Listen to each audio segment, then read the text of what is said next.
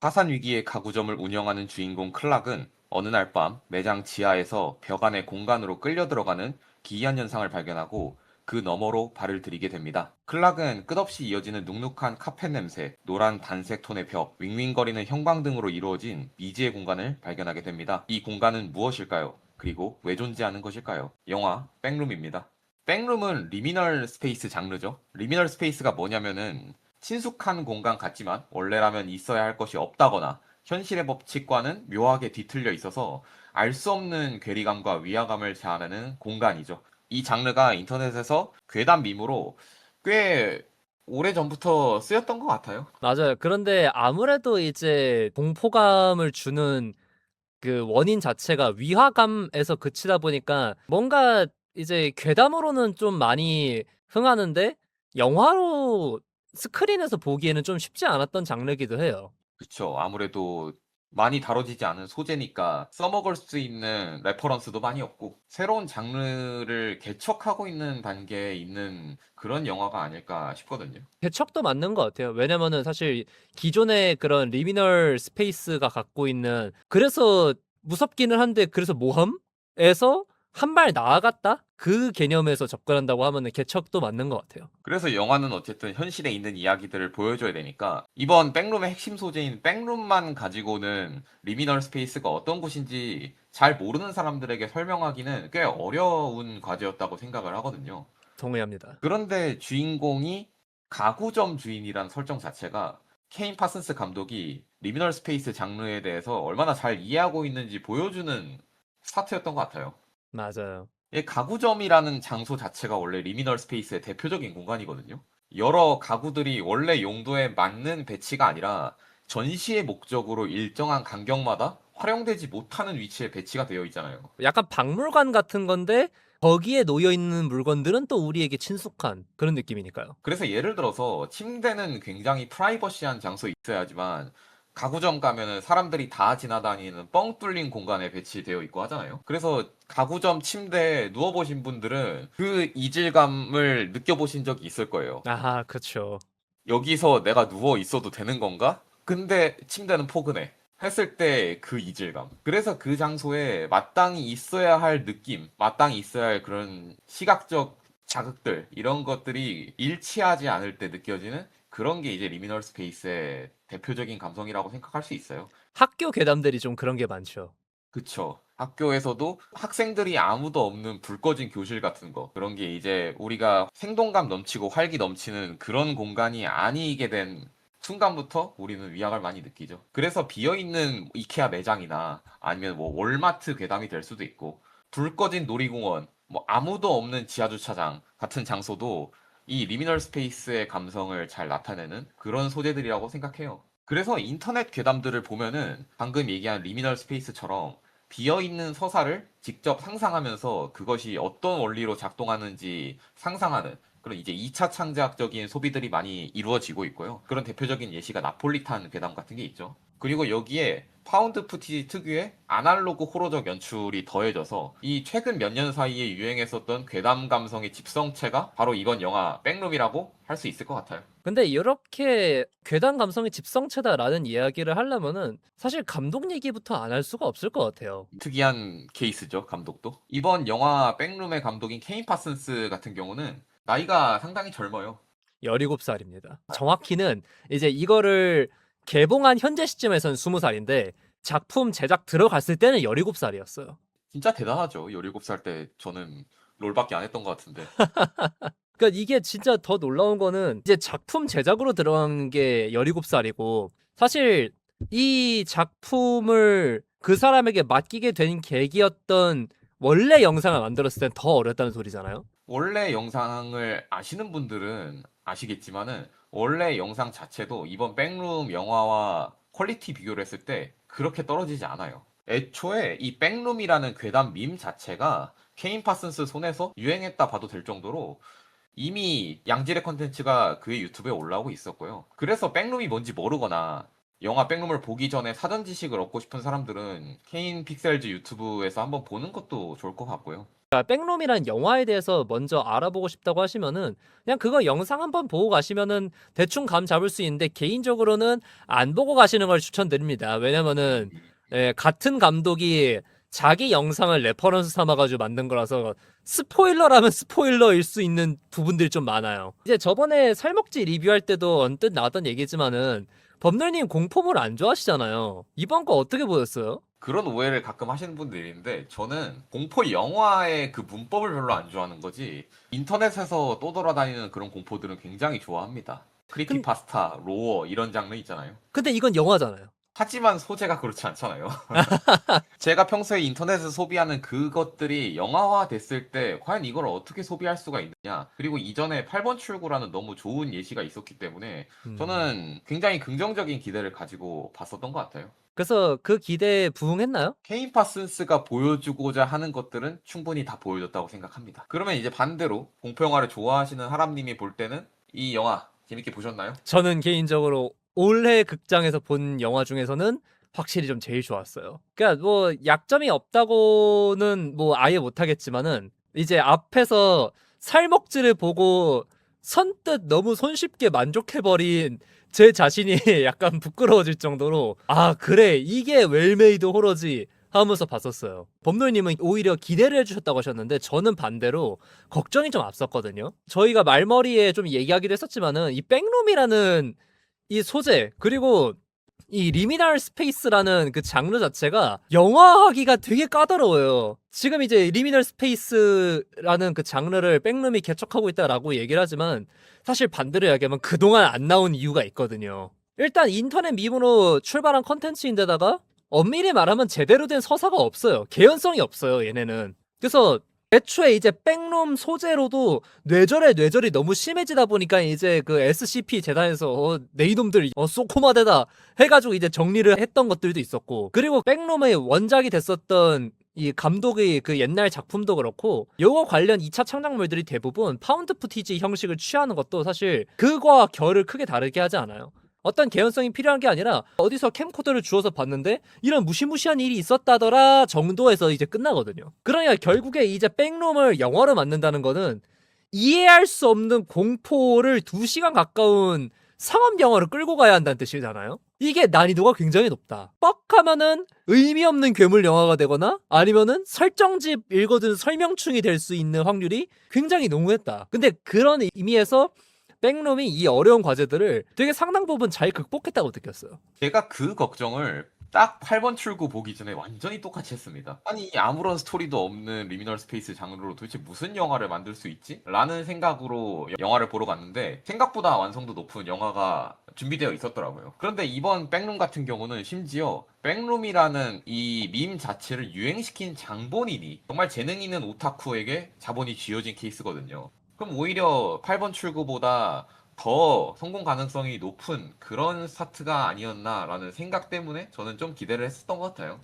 맞아요. 그래서 이 감독이 그래 엄밀히 말해서 원작자라고는 못하겠지만 그래도 원작자에 준하는 그런 입장으로서 메가폰을 잡은 게 진짜 신의 한 수였던 것 같아요. 왜냐면 일단 다른 무엇보다 미술이 너무 완벽해요. 이거는 이 영화를 좋게 보든 나쁘게 보든 다 동의할 부분이 아닐까 싶네요. 네. 이거는 아마 부정하기 힘들 거예요. 진짜 그 원작을 흉내낸 수준이 아니라 재능 있는 오타쿠에게 돈을 쥐어주면 어떻게 되느냐. 진짜로 자기 머릿속에 있던 것을 예전에 저예산으로 밖에 이제 구현 못하는 사람이 돈 쥐어주니까 그래? 한번 제대로 보여줄게 하고서 보여줬죠. 솔직히 진짜 그 공간 보면서 이 세트장 자체를 테마파크로 개장해도 돈 내고 들어가고 싶겠다는 생각이 좀 들더라고요. 뭐 향간에는 저 세트장이 너무 넓어서 스태프가 안에서 길을 잃었다는 썰도 돌고 그러더라고요.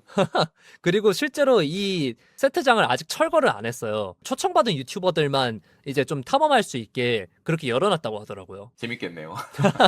그리고 이 미술을 얘기할 때 결국에 이 부분부터 얘기를 안 할 수가 없을 것 같아요. 사실 이 백룸의 핵심 공포는 그 노란 벽지라고 생각하거든요. 아 정말 그냥 축축 처지고 네. 냄새 날 것 같은 그런 노란 벽지죠. 그러니까 이 미국의 오래된 건물이라고 하면 이제 어디든지 이제 볼 법한 그 노란 벽지인데 근데 그 노란 벽지가 일반적으로 생각하는 것보다도 훨씬 센 노랗고 그리고 그게 끝없이 펼쳐져 있죠. 아까 말씀하셨던 리니얼 스페이스 장르의 그 근간대로 익숙한데 이상해요. 뭔가 달라요. 그래서 그 친숙함과 이질감이 동시에 존재하는 그 기분 나쁜 감각을 그 노란색 벽지를 일단 굉장히 상당 부분 먹고 들어간다. 그리고 그렇게 익숙하지만 익숙하지 않다라는 것이 이제 두 번째로 이어지는 게 공간 구성인 것 같아요. 넓은데 갈 곳이 없죠. 그렇죠. 여기서 중요한 부분도 그건 것 같아요. 복도와 방이 존재 이유가 딱히 없어요. 그냥 있어요. 펼쳐지고 있는데 이게 왜 여기 있는지 몰라요. 천장에 달린 문을 열고 들어가야 되고 방과 방이 이어지고 그러잖아요. 그 중에서도 특히 이제 괴물한테 쫓기는 거의 이제 마지막쯤 갔을 때 갑자기 이제 문 열었는데 절벽처럼 딱 펼쳐지는 그 순간이 감탄을 자아내는 딱 포인트 아니었나 싶어요. 백룸 그 특유의 광활한 답답함이라고 해야 될까요? 그거를 시각적으로 구현해냈다? 그리고 아까 말씀하셨던 그 가구점 얘기도 또 있는 것 같아요. 사실 이게 이 공간이 이상하다라는 거를 초반에 진짜 담백하면서도 확실하게 전달해줬던 게 주인공이 들어가가지고 의자를 하나 들어보는데 의자 두 개가 위아래로 붙어있는 의자였잖아요. 맞아요. 그리고 또 들어가 보니까 분명히 익숙한 가구들인데 뭐 어디는 이제 반쯤 잠겨 있고 어디는 뭐 다리가 없고 막 그런 식으로 미묘하게 틀어져 있는 거. 그러니까 갑자기 이제 짜잔 무섭지가 아니라 초반부터 자연스럽게 노출시키면서 그 불쾌감을 누적시키는 게 진짜 테크니컬하다고 느꼈어요. 공간 전체가 이제 진짜 하나의 살아있는 크리처처럼 느껴질 정도로. 그러니까 분명히 이거는 자연스럽게 형성된 게 아니라 누군가 인공적으로 만든 것이면은 분명한데 그런 어떤 의도나 목적이 무엇인지 전혀 파악할 수가 없는. 그래서 보고 있자면 정말 이게 뭐지 시발? 저건 뭐지 시발? 이라는 생각이 끊임없이 이어지게 돼요. 이 장면들을 보고 있으면은. 근데 여기서부터 이제 좀 흥미로운 부분들은 그건 것 같아요.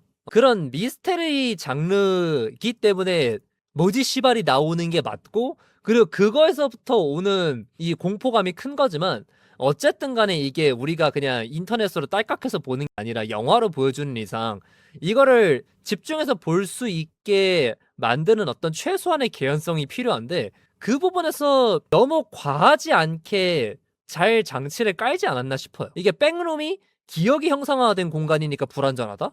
그래서 이제 그런 기억의 복제품이기 때문에 이런 가구가 이상하게 뒤틀리고 그러는 것이다. 그리고 사실 이 감독이 원래 만들었던 옛날 유튜브 영상을 재현하는 과정에서 이제 정말 필요했던 필수 불가결한 부분이었던 요소가 캠코더인데 원작 영상의 그 질감을 살리기 위해서 저화질 촬영을 사용하지만 거기에 집착을 안 했던 것도 좀 매력적인 판단이었던 것 같아요. 집착하지 않는 것도 서사적으로 납득이 되게 만들었죠. 무슨 일이 있는지 찍으려고 가지고 들어갔어. 그랬는데 하필이면 아이쿠 괴물 때문에 이제 파괴가 되어버렸네 하면서 그 뒤로는 이제 일반적인 영화 카메라로 전환이 되는데 이게 전혀 이질감이 없었죠. 원작 고증이랑 어떤 상업 영화의 문법을 되게 잘 절충했던 것 같아요.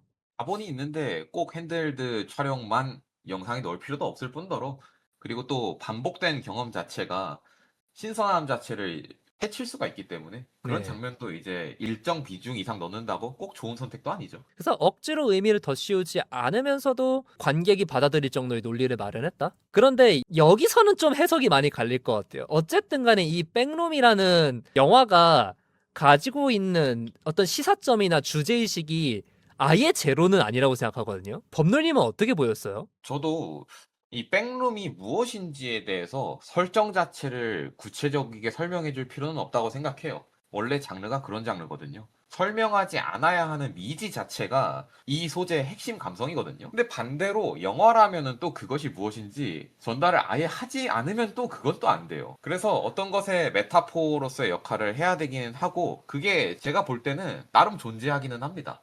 뭐죠? 그러니까 제가 느끼기에 이 백룸은요 하나의 자폐 증세의 거대한 시각화처럼 느꼈어요. 이 주인공 클락과 상담사 메리를 보면은 외부 세계에 대해서 이미 너무 지치고 상처를 많이 받고 트라우마를 갖고 사는 인물들이잖아요. 그래서 외부 세계에서 상처를 받은 사람이 자신만의 내면 세계에 갇혀서 빠져나오지 못하는 걸 형상화한다고 느꼈어요. 그렇기 때문에 외부 세계에서 겪었던 많은 시각적 요소들이 내부 세계에서 자기 마음대로 형성되고 그 공간에서 빠져나오지 못하는 그런 정신 상태를 보여주거든요. 우리가 만델라 효과라고도 하잖아요. 내가 알고 있는 정보들이 사실 현실의 그것과는 사실관계가 맞지 않는 그런 거짓 기억들을 만델라 효과라고 하는데 그렇게 이제 바비와 캣의 실종 포스터도 나중에 이제 뒤틀려서 재창조되는 것들을 보아서 계속해서 외부 세계에서 겪은 정보들이 이 백룸이라는 내면 세계에서 왜곡과 재생산이 끊임없이 된다라고 저는 그렇게 받아들여졌어요. 그러니까 이 백룸은 거대한 스케일처럼 빠져나오지 못하는 생각의 바다 같은 거죠. 저희가 이제 이렇게 얘기하면 너무 안 와닿을 수도 있어서 조금 더 와닿는 얘기로 가자면은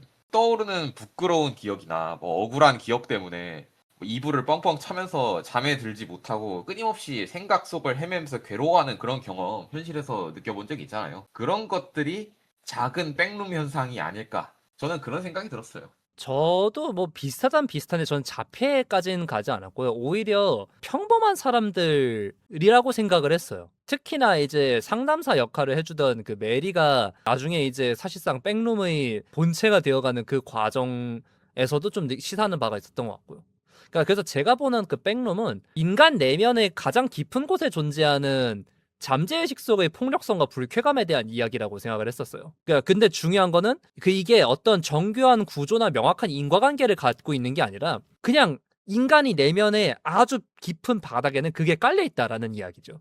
그래서 영화가 지금 이거를 막 내세워가지고 막 개똥 철학을 설파하려고 들지를 않아요. 대신 진짜 존재 목적을 상실한 그 공간 자체가 얼마나 사람을 불안하게 만들고, 그리고 공간뿐만 아니라 그 존재도 사람으로서 존재를 해야 그게 위협적이지 않다는 것을 보여주지 않나 싶어요. 집이니까, 사무실이니까, 병원이니까 그 나름대로 역할이 있어야 되고, 거기에 등장하는 어떤 수동적인 크리처들도 그냥 거기에 가만히 있는 것만으로도 불쾌하거든요. 왜냐면 거기 있을 이유가 전혀 없기 때문에. 그래서 어디로 가야 되는지도, 왜 존재해야 되는지도, 뭘 해야 하는지도 모르는 그 존재에서의 불쾌함, 그거를 이제 끝없이 체험하게 만드는 게 전 백룸이었다고 생각을 해요. 저는 이거를 이제 단체 관람을 했어요. 여러 친구들이랑 이제 같이 가서 봤는데, 거기서 정말 상식적이고 논리적인 친구는 그렇게 얘기를 합니다. 내가 지금 이 스토리를 제대로 이해를 못하는 건가? 뭘 얘기하고 싶은 거지?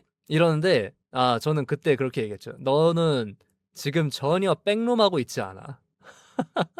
저희가 뭐 얘기했던 대로 각자가 좀 해석할 수 있는 어떤 여지들이 있긴 하겠지만, 사실 이 작품에서 그게 중요한 건 아니잖아요. 그쵸? 근데 그렇게 느낄 수 있는 어떤 몇 가지의 요소들 정도만 제외하면은 결국에 그냥 잘 모르겠어서 오는 그 불쾌감과 공포에 초점을 맞춰야 되고, 그리고 그거를 되게 잘 만들어냈다. 근데 이제 문제는 백룸 자체도 좀 백룸하지 못하는 순간들이 좀 있기는 해요. 뭔 느낌인지는 알 것 같네요. 사실 우리가 앞에서 그래도 영화니까 뭐 최소한의 개연성을 부여하고 어쩌고저쩌고 했는데, 사실 그 순간 이미 좀 백룸하지 못하죠. 그리고 여기에 대해서는 이제 좀 평가가 양면적인 부분들이 있는 것 같아요. 일단 혹시 이 작품이 대중성을 굉장히 많이 의식한 작품이라는 것에 대해서 동의하시나요? 대중성을 많이 의식했다기보다는 백룸이라는 다소 마이너할 수 있는 장르를 굳이 모르더라도 어느 정도 소화가 가능한 최소한의 장치를 깔아두려는 노력은 좀 보이는 것 같아요. 맞아요. 그래서 친절한 부분들이 좀 있어요.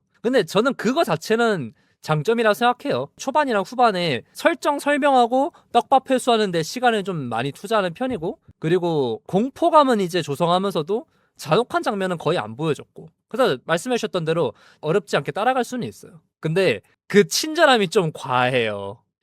진짜 그 전후반부 그 설명이 그렇게 길 이유가 없는데, 사실 설명하는 내용이 부적절한 건 아닌데 그냥 단순하게 너무 길어요. 이게 백룸의 공포감이 아까 말했듯이 이해 안 된다는 데에서부터 발생을 하는 건데, 논리적인 설명이 길어지니까 그 미스터리를 즐기기 전에 이미 분석을 하고 있어요. 이게 어떤 식으로 회수가 될지. 솔직히 그냥 단순하게 분량만 절반으로 줄였어도 이거보다 좀 더 강렬하지 않았을까? 저는 조금 더 간단하게 그냥 초보 감독이기 때문에 나오는 연출 미스라고 생각해요. 그러니까 전반부 상담 장면은 후반부에 회수될 중요한 장면이기도 하지만 그 시퀀스 자체가 재밌다고 느끼기엔 좀 무리가 있잖아요. 그쵸. 그리고 공간에 대한 접근 자체도 그 템포가 굉장히 느리고, 그래서 이거는 아까 말했던 것처럼 이미 이 장소가 어떤 존재인지 영화 외적으로 정보가 충분했기 때문에 느리다라고 생각할 수도 있고, 반대로 모든 관객이 백룸의 사전 정보를 알고 가는 것이 아니기 때문에 이 부분은 사람들마다 느끼는 템포의 격차가 꽤 크지 않을까 싶어요. 동의합니다. 그래서 실제로 저희 같이 보러 갔던 사람 중에서 백룸에 대해서 진작에 알고 있었던 사람들은 되게 재밌게 보는 편이었어요. 그래서 제가 한번 이 백룸이 뭔지 알고 가야 이 백룸의 감성을 제대로 느낄 수 있지 않을까라는 얘기를 했었던 것이고요. 또 그 밖에 또 체감하신 단점이 있었나요? 저는 이건 개인적인 얘기긴 한데요. 공간감을 너무 과하게 인지하려고 하면 영화를 보는 피로도가 너무 커지더라고요. 이거는 제가 3D 멀미가 있어서 FPS 게임도 잘 못하거든요. 마인크래프트도 멀미나서 잘 못해요. 근데 거기다가 핸드헬드로 촬영된 파운드 푸티지 장면까지 겹치니까 그냥 순수하게 피로도가 높았다는 그런 단점이 좀 있었어요. 아, 맞아요. 저도 그래가지고 오버워치나 배틀그라운드 못하는데 저도 좀 솔직히 힘들 뻔했습니다. 저는 나름대로 파운드 푸티지가 익숙하다고 생각했는데도. 더불어서 얘기한다고 하면은 좀 크리처 활용에 있어가지고 아슬아슬할 뻔했던 것 같아요. 결과적으로는 이제 선은 넘지 않았다고 생각하는데 사실 이제 미스테리 물이기 때문에 크리처를 보여줄 것이냐 말 것이냐에 대해서도 또 딜레마가 있다고 생각하거든요. 그 크리처가 보여지는 순간, 실체가 드러나는 순간 맥이 빠져버린다거나 또 반대로 이제 끝까지 안 보여주자니 이야기를 끌고 가는 과정에서 어떤 카타르시스가 부족하고, 그런데 백룸 같은 경우엔 그걸 대놓고 보여주면서 끝까지 이제 추격전과 그리고 그 공간이 주는 미스테리를 이중으로 덮어버리면서 그 긴장감을 최대한 유지를 시키는 것 같아요. 여기서는 균형을 잘 잡은 것 같아요. 근데 이제 메인 크리처가 아무래도 좀 등장 시간이 생각보다 길고 그리고 생각보다 좀 허무하게 공략당하다 보니까 좀 괴물 영화에 가까워지는 부분, 그리고 그 괴물 영화로서 좀 힘이 빠지는 부분들이 존재하기는 하는 것 같다? 이게 다른 영화 장르였으면은 크게 단점이 되지 않을 영역이기도 한데 우리가 전반부에 계속 얘기했었던 것처럼 백룸은 이지 자체가 핵심 감성이 돼야 하거든요. 그래서 크리처가 등장하는 빈도가 높고 또 의외였던 게 점프스퀘어 장면이 생각보다 많더라고요. 그런데 저는 이 장르는 점프스퀘어가 핵심 공포여서는 안 된다고 생각해요. 동의합니다. 원래 레퍼런스가 됐었던 원본 영상도 마지막에는 점프스퀘어식 마무리를 짓기는 하지만은 그 점프스퀘어가 발동하기 전까지의 그 긴장감 있는 그 템포 유지가 이 장르의 핵심 공포라고 생각하는데 그 영역에 있어서 밸런스가 다소 아쉽다고 느껴도 이상하진 않을 것 같아요. 근데 그래서 의도적으로 좀 추격전을 좀 길게 잡았던 것 같기도 하고요. 아, 그리고 요거는 이제 좀 호불호가 좀 갈리는 것 같던데, 마지막에 이제 그 상담사 이미테이션 크리처가 등장함으로써 결론이 아예 닫혀버렸다 라고 얘기하는 사람도 있고, 그리고 복잡한 이야기를 명확하게 마무리 짓고 그리고 또 다른 이 백룸이 시작되었다는 거를 시사하는 것이 완결성이 있다라고 말을 하는 쪽이 있었는데, 저는 개인적으로는 아무래도 관객을 위한 좀 최소한의 친절이라고 생각해서 저는 좋게 봤어요. 범노님은 이거 어떻게 보셨나요? 저도 뭐 그게 최고의 선택이라고 생각하진 않는데요. 이 백룸 감성을 해치지 않는 영역에서 최선의 선택 정도라고는 생각합니다. 근데 이제 저희가 또 단점에 대해서 이야기하긴 했지만 그래도 제법 잘 만든 작품이라는 것 정도는 어느 정도는 좀 공감대가 있을 수 있지 않을까요? 맞아요. 이 충분히 백룸이라는 소재 자체를 최대한으로 활용했고 보여주고자 하는 목적 자체는 정말 제대로 달성했다라고 생각을 합니다. 어떤 장르적인 그 공포의 특성에 되게 충실한 존재 이유에 대해서 명확하게 알고 있는 작품이라는 것이 일단 저는 되게 마음에 들었고, 그리고 그 안에서 백룸에서 벌어지는 긴 이야기를 시종일관 긴장감이 유지되면서도 되게 지루해지지 않게 완급 조절을 되게 잘했다고 느꼈어요. 저는 거기서 되게 점수를 많이 줬습니다.